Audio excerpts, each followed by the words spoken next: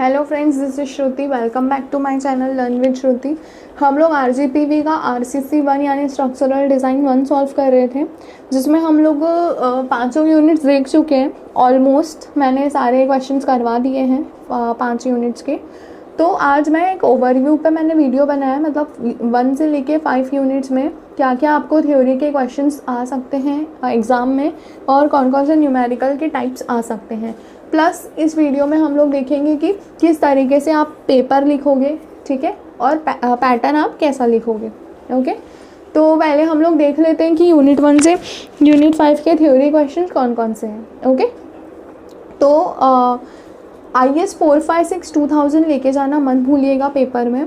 हालांकि examination hall में जो इन्विजिलेटर रहेंगे वो लोग आपको प्रोवाइड करेंगे, बट फिर भी अगर कभी कभी ऐसा होता है कि कम पड़ जाते तो आप उनको आपका IS कोड चेक करवा के कि देखिए हमने अंदर कुछ नहीं लिखा है, ऐसे दिखा के आप आपका भी IS कोड ले जा सकते हो अगर वो अलाउ करे तो। ओके, तो आते हैं यूनिट 1 पे। तो यूनिट 1 के जो थ्योरी क्वेश्चन है तो उसमें कौन कौन से आ सकते हैं questions. Method of RCC design यानी LSM और WSM के बारे में वो आपको पूछ सकता है। तो मैंने अपनी जो फर्स्ट यूनिट की वीडियोस है उसमें आपको बताया है LSM WSM के बारे में। Assumptions in LSM and WSM ये भी मैंने बताया है। Difference between LSM and WSM, friends कभी भी ध्यान रखिए, कभी भी आता है difference between singly reinforce, W reinforce, LSM WSM, 1 वे 2 वे, तो आप पैराग्राफ के तरीके से मत लिखो जैसे हम लोग बचपन में करते थे इस तरीके से 1 वे स्लैब, 2 वे स्लैब और फिर पॉइंट्स बना के लिखते थे 1 2 3। तो उसी तरीके से लिखिए, ज़्यादा सिस्टमैटिक दिखता है और चेक करने वाले को लगता है कि हाँ भाई कुछ लिखा है इन लोगों ने, ठीक है, कुछ पढ़ के लिखा है। मतलब पैराग्राफ में लिखते तो ऐसा लगता है कि भाई कुछ भी फेंका छापी करिए तो ठीक है, दे दो मार्क्स। लेकिन पॉइंट्स में क्या होता है, इजीली चेक करने वाले को भी अच्छा दिखता है और फिर वो अच्छे से थोड़ा चेक करता है। और एक और चीज़ मैं आपको बता दूं कि 2 साल से कोविड की वजह से बराबर से पेपर्स आई डोंट थिंक शायद ऑनलाइन ही पेपर्स हुए होंगे आप लोगों के, है ना। तो बिल्कुल भी टेंशन मत लीजिए, आई होप इस बार बहुत ईजी पेपर आने वाला है।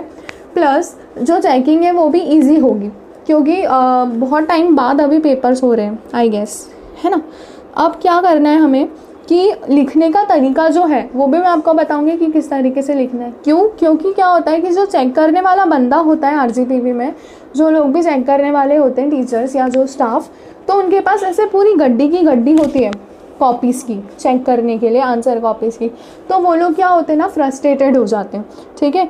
तो हमें क्या ध्यान में रखना है कि बिल्कुल साफ़ सुथरा लिखना है, ठीक है। कहीं पे भी कुछ स्टूडेंट्स की क्या आदत होती है, जैसे कि गलत हो गया है, समझ लीजिए यहाँ पे मैंने लोड्स लिख दिया गलती से, अब मुझे ये कट करना है तो मैं क्या करूँगी, सिर्फ एक लाइन यहाँ पे कट करूँगी। तो देखिए इस पूरे पेज में कहीं पे दिख रहा है कि आपको ऐसा हाईलाइटेड नहीं दिख रहा है, लेकिन कुछ बच्चे क्या करते हैं, इस तरीके से उसको पूरा मिटाने की कोशिश करते हैं, लेकिन वो इतना गंदा दिखता है। देखिए अब आप पूरे इतने पेज में सिर्फ ये एक जो चीज़ है ये हाईलाइटेड दिख रही है। तो ऐसा अगर 4-5 जगहों पे आप करोगे तो वो पेज बहुत गंदा और मैसी दिखने लगेगा।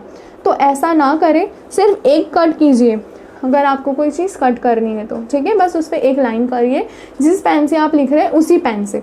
ओके, अब इतना टाइम नहीं होता है हमारे पास कि एक ब्लैक पेन से हेडिंग लिखिए, ब्लू पेन से उसके नीचे का लिखे। तो आप क्या कीजिएगा कि यूनिट 1 डाला है, आपको इसको अंडरलाइन कर रही है तो उसी पेन से आप अंडरलाइन कर दीजिए, तो समझ में आएगा कि आपकी हेडिंग है, ये आपकी सब हेडिंग है और इसके अंदर आपने पॉइंट्स लिखे हैं। ओके, तो फिर 4th क्वेश्चन इस पे आ सकता है depth of neutral axis find करने का। ये डेरिवेशन है और इस टाइप का न्यूमेरिकल भी आ सकता है।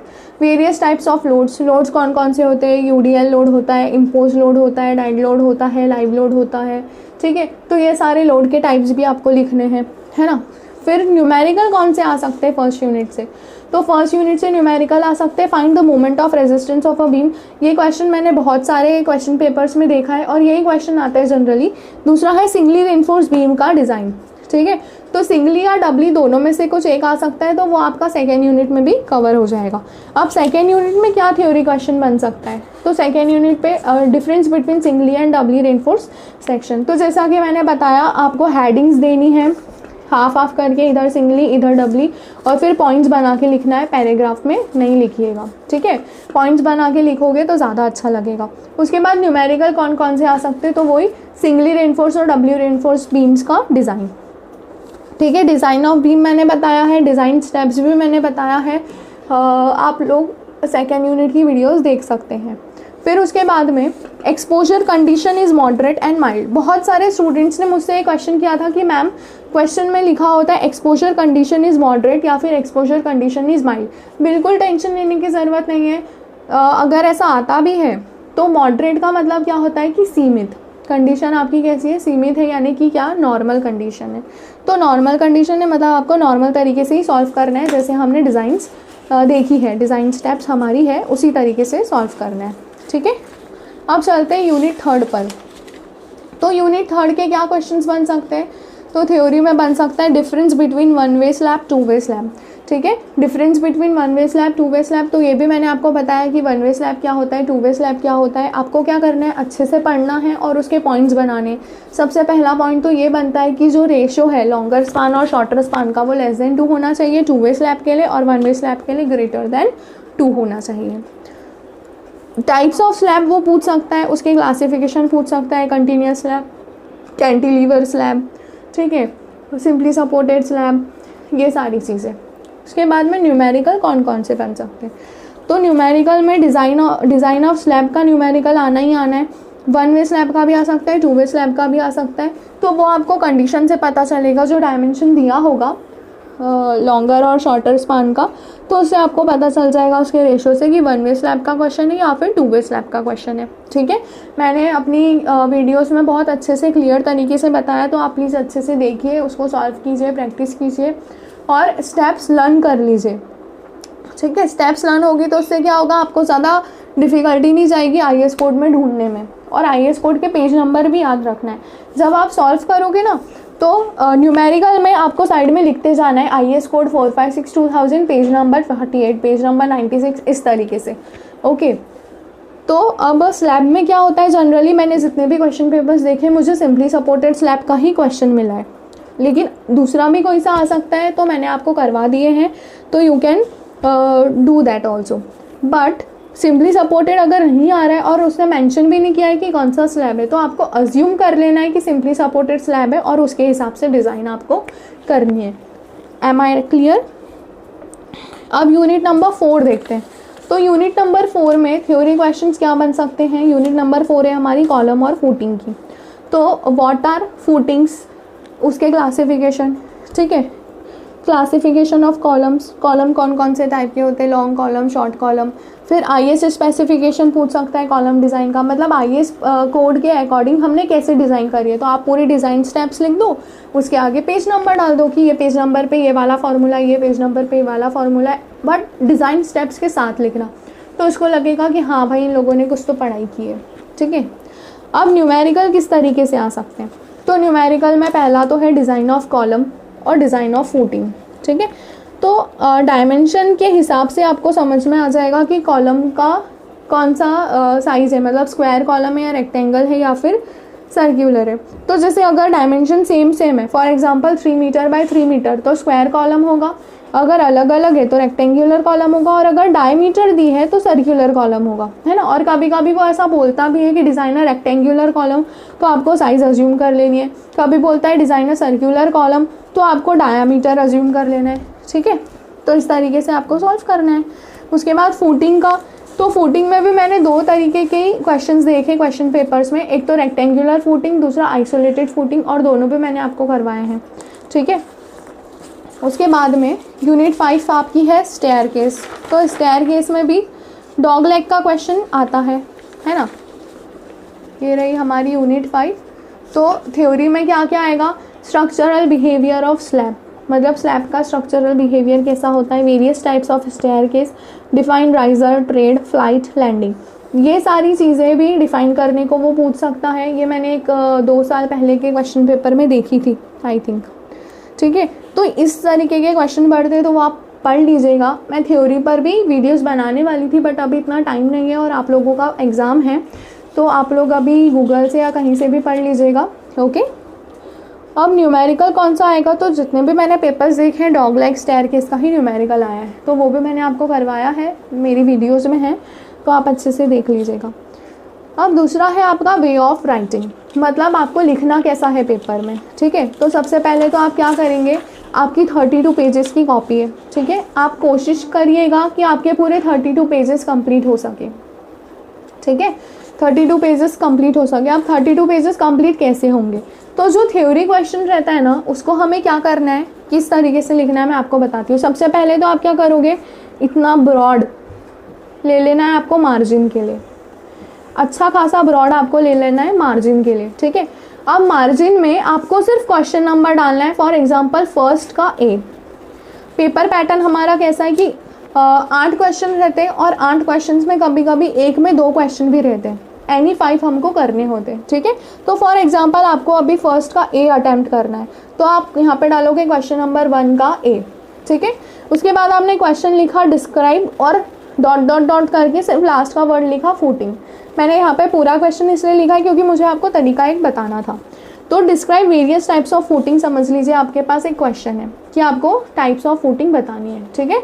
तो आप इस तरीके से आंसर करके या फिर एरो बना के आप क्या करेंगे, उसको दिखाएंगे और following are the types of footing, ठीक है।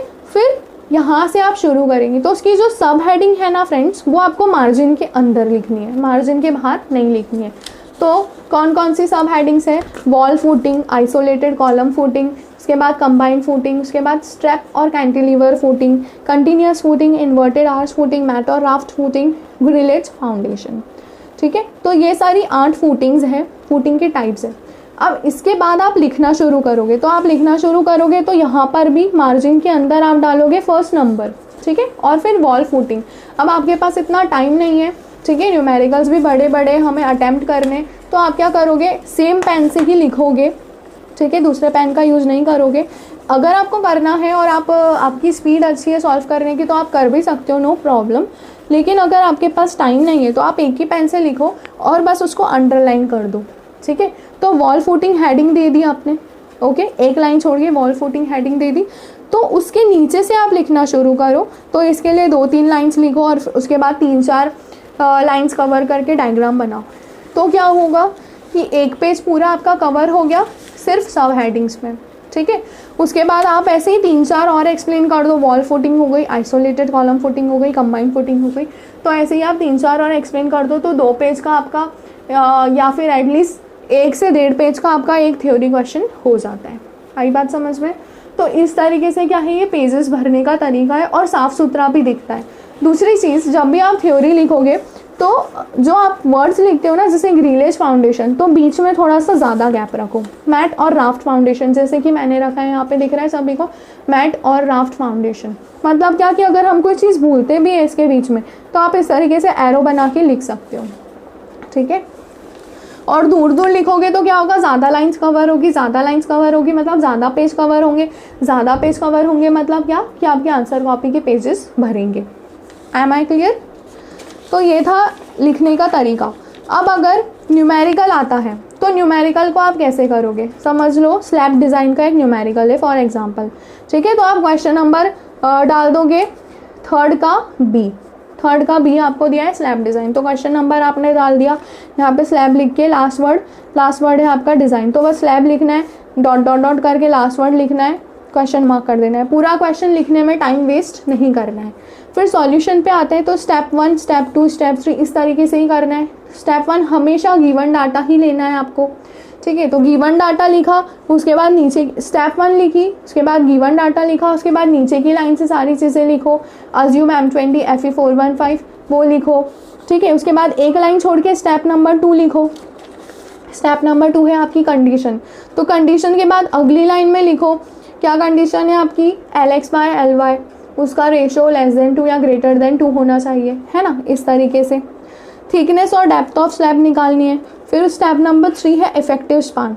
अब क्या करना है हमको, हम ऐसे हेडिंग्स तो देते जाएंगे लेकिन जहाँ जहाँ पे हमने IS कोड का यूज़ करा है तो आपको मेंशन करना है। IS 456 page number 48, IS 456 page number 96, ऐसे जहाँ जहाँ पे यूज़ हो रहा है वहाँ पे आपको लिखना है। तो उससे क्या होगा कि चेक करने वाले को लगेगा कि हाँ इसने IS कोड का यूज़ करके ही सॉल्व किया है। मतलब अगर आपका थोड़ा सा अगर कहीं पे कुछ मिस्टेक भी होगी ना तो वो इतना लाइटली लेंगे उसको और चेक करेंगे। आ रही है बात समझ में? स्टेप नंबर 4 है load calculation, moment calculation, AST निकालना है हमको। तो अब AST के लिए फ्रेंड्स मैंने 2 फार्मूले सजेस्ट किए हैं। एक तो AST का फार्मूला जो मैंने डिराइव किया था, मैंने आपको बताया भी था, और दूसरा फार्मूला जो हमको MU के फार्मूले से मिलता है, MU इज इक्वल्स टू जो पेज नंबर 96 पे फार्मूला दिया है। तो उसको कैसे सॉल्व करना है वो भी मैंने आपको बताया था। एक इक्वेशन बनती है और उस इक्वेशन को कैलकुलेटर में सॉल्व करना है, मैंने डॉगलेग वाले वीडियो में बताया था, ठीक है। तो आप दोनों में से किसी भी फार्मूले का यूज़ करके AST निकाल सकते हो, ठीक है। फिर उसके बाद स्पेसिंग के लिए भी क्राइटेरिया दिया है आपको, है ना, तो आप उसके लिए भी क्राइटेरिया मेंशन करो। शेयर फोर्स कैलकुलेशन के लिए क्राइटेरिया दिया है page number check for shear के लिए क्राइटेरिया दिया है पेज नंबर 71 पर, है ना। IS 456/2000 page number 71। तो ऐसे हर जगह आप लिखते जाओ, तो उससे क्या होगा कि दिखेगा कि हाँ भाई इसने कुछ तो पढ़ा है, ऐसे ही जोल नहीं किया है। आ रही है सबको बात समझ में? तो ये आपकी 9 स्टेप्स हो गई। अब इसके बाद आपको बड़ा सा डायग्राम बनाना है ना, जहाँ जहाँ पे नेसेसरी है वहाँ तो बनाएंगे डायग्राम।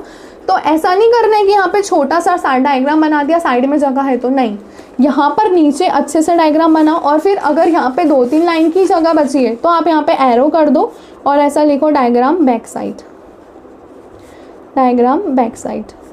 और फिर पीछे के पेज पे टर्न करके अच्छा सा बड़ा सा एटलीस्ट इतना डायग्राम आपको बनाना है, ठीक है, जो हाफ पेज कवर कर ले।